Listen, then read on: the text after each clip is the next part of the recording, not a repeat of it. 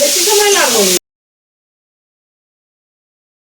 এই ছোলা ভাজা করছি, তার মধ্যে তেল দিলাম।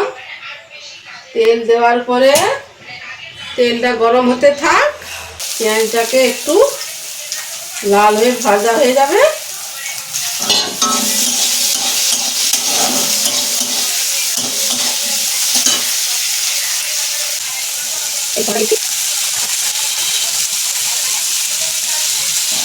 বেশি সময় লাগবে, একটু অল্প করে লাগবে।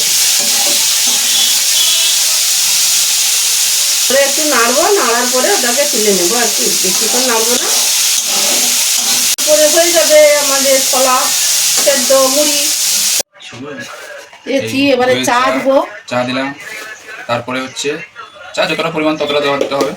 তারপরে স্বাদ মতন যখন হচ্ছে চাটা ফুটবে তখন স্বাদ মতন করে একটু চিনি দিয়ে দিতে হবে, ঠিক আছে? বলে চা কমপ্লিট। চাটা উতলে উঠছে, তার জন্য গ্যাসের ওভেনটা হচ্ছে যেটা হচ্ছে তেলটা কমিয়ে দিতে হবে এবং স্বাদ মতন করে একটু চিনি দিয়ে দিলেই আমাদের চা রেডি।